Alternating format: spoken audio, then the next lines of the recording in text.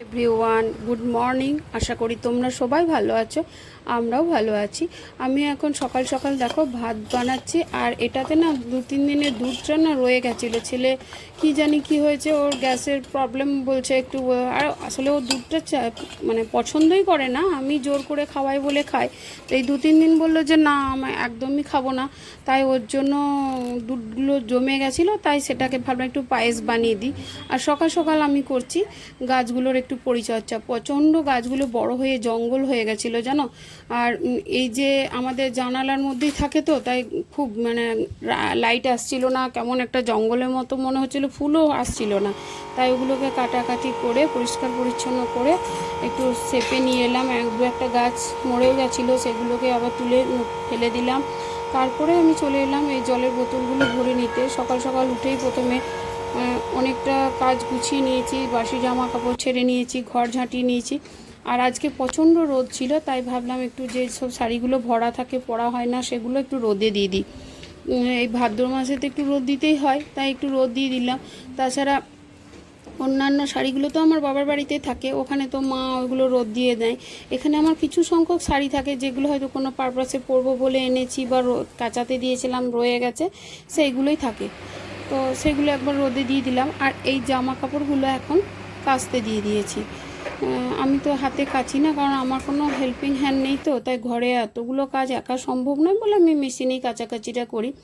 তারপর ভাবলাম যে না, এই ভাত হচ্ছে, তাহলে এই ফাঁকে একটু ঘরটা মুছিয়ে নিই। আমি কিন্তু একটু বুদ্ধি খাটিয়ে কাজগুলো করার চেষ্টা করি, কারণ একটু যদি বুদ্ধি খাটিয়ে কাজ করা যায় সংসারে, তাহলে খুব স্মুথলি কাজগুলো খুব তাড়াতাড়ি হয়ে যায়, দেরিতে উঠেও হয়ে যায়। আর আমি যেহেতু একটু দেরিতেই উঠি, কারণ এখন ওই ছেলের সঙ্গে পড়াশুনো করে বলে ওর সাথে একটু রাত জেগে আমি বসে থাকি। ও পড়ে, তো তো কখনো একটু নাড়ি টাড়ি দিই, উঠিয়ে দিই যে ও পড়ে নে। তো ওই জন্য আমি খুব যে সকালে উঠতে পারি তা পারি না, একটু দেরি হয়ে যায়। এই বছরটা এইভাবে চলবে। আর দেখো, এটা ফ্ল্যাক্সিড, আমাকে ডক্টর খেতে বলেছে, সেটাই এখন অনলাইনে দিয়ে গেল, তাই ওটা এই রাখলাম। এই মাত্র ডেলিভারি বয় এসে দিয়ে গেল। আর এখন ডাল সেদ্ধ হয়েছে, ছেলের জন্য আলু ভাজা হয়েছে। এই সবজিটা রাতের জন্য হচ্ছে, রাতের জন্য সবজিটা করে রেখে দিলে অনেকটা নিশ্চিন্তি পাওয়া যায়, তাহলে রুটি কটা করে নিলেই হয়। আর যদি আবার কিছু অন্যরকম হওয়ার ঠিক থাকে, তাহলে মাঝে মাঝে রাত্রেই করি, কিন্তু বেশিরভাগটা আমি চেষ্টা করি দিনের মধ্যে করে নেওয়া, তাহলে বিকেলের দিকটা অনেকটা ফ্রি লাগে। আর এখানে হচ্ছে এখন মাছ ভাজা, চাটনি। তোমরা তো জানো আমাদের ছেলে মাছ খেতে চায় না, তাই ওর জন্য আলাদা ডিম হবে, আর আমাদের দুজনের জন্যই দুটো মাছ হচ্ছে। আর এদিকে রান্নাটা হোক, ততক্ষণে তোমাদেরকে আমি আজকে, চলো আমার লাঞ্চে কি কি মেনু হয়েছে সেগুলো একবার দেখিয়ে নিই। সবগুলো তো তোমাদেরকে এখনও দেখানো হয়নি। তো এটা হয়েছে রাতের সবজিটা। আর এখন হয়েছে ডাল, এই পুঁই শাকের একটা চচ্চড়ি, ভেন্ডি ভাজা, করলা ভাজা, চাটনি, আর ওই ছেলের ডিম সেদ্ধ, আর ওই মাছের ঝাল হচ্ছে। তো এই আজকে আমার মেনু, আর বেশি কিছু করিনি, কারণ অনেকগুলোই করা হয়ে গেছে। আর চাটনিতে একটু ওই আমি দিই, ওই জিরে ভাজার গুঁড়ো যেটা হয় না, সেটা আমি কিন্তু চাটনিতে দিই, দিয়ে দেখতে পারো, খুব সুন্দর লাগে, টেস্টটা খেতে ভালো লাগে। আর মাছটা হয়ে গেছে, তাই উপর থেকে একটু কাঁচা সর্ষের তেল ছড়িয়ে দিচ্ছি। আমি কাঁচা সর্ষের তেলটা ওই তোমার এই মাছটা ওই সর্ষে আর পোস্ত একসাথে বেটে তারপর করছি। কেনাটাও ভালো লাগে, কিন্তু এখন আর টেস্ট লাগছে না, মনে হচ্ছে হাতে বেটেই আমি শিলনোড়ায় হাতে সর্ষেটা আর পোস্তটা একসাথে বেটে তারপর রান্নাটা করেছি। তো রান্না মোটামুটি আমার কমপ্লিট হয়ে গেছে, এখন লাঞ্চ করছি।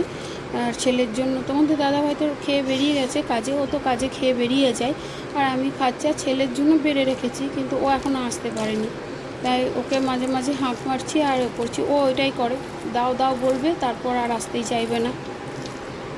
তো দেখো, আমার এখন খাওয়া দাওয়া প্রায় কমপ্লিটের দিকে হয়ে আসছে। এবার আজকে আমার একটা কাজ আছে, তাই তাড়াহুড়ো করছি যে খাওয়া দাওয়াটা কমপ্লিট করে নিলে আর একটা কাজ আছে। আর এই যে আমার কাজটা, সেটা হলো এই তাল ঘষা।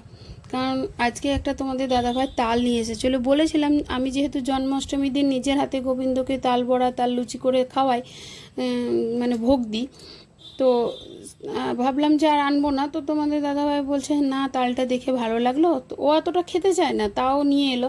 তো নিয়ে যাবো, তাহলে নিয়ে আসতে পারো তালটা। এনে এবার ঘষছি, কারণ না ঘষে নিলে আবার তালটা খুব পেকে গেছিলো, নষ্ট হয়ে যেত। ওই জন্য ভাবলাম, আর এগুলো দুটোই আমার নিরামিষের বাসন, তাই কোনো রকম তালটা ঘষে আর এটা অন্য বাসনে ট্রান্সফার করে নেবো। কারণ আমি ওই আমাদের যে খাওয়ার বাসনগুলো হয় সেটাতে আমি নিরামিষ বাসনগুলো ধুই না, ঠেকাই না। আর এখন আমি করছি তাল বড়া, আর এতগুলো হয়েছে, আরও কিছু কিছু হয়ে আছে সাইডে, বাকি বানাচ্ছি। এগুলো কিন্তু আমরা অতগুলো কেউই খাইনি, তোমাদের দাদাভাইও 6টার মতো খেয়েছে, আর আমি ওই 4-6টা ছেলে তো খাই না, বাকিগুলো সব ওই ডিস্ট্রিবিউট করেছি। তোমাদেরকে তো বলেইছি, আমরা কোনো কিছু ভালো খাবার করলে আমরা কিন্তু বন্ধুরা সবাইকে দেয়া দিই করে খাই, এটা আমাদের মানে বন্ধুত্বের মধ্যে আছে। তো আর কিছু তাল লুচিও বানিয়ে নিয়েছি, কারণ একা একা খেতে সেই জিনিসটা মজা লাগে না। আজ আমি করলাম, কাল ও করলো, এইভাবে আমাদের চলে যায়। আর যখনই কিছু একটা ভালো জিনিস করি মনে হয় ওদের না দিয়ে খাবো, তাই ওদেরকে দিয়েই খাই। ওই জন্য ওরাও আমাকে, সত্যি কথা বলতে গিয়ে ওদের বাড়িতেও যা হয় সবটাই দিয়ে যায়। যদি একটুখানিও হয়, সেটা যদি আমার ছেলে ভালোবাসছে, সেটা আমার ছেলের জন্য তো দিয়ে যাবেই, প্লাস আমাদেরকেও দেবে। তো ওই জন্য আমারও মনে হয় ওদের জন্য কিছু একটু করি।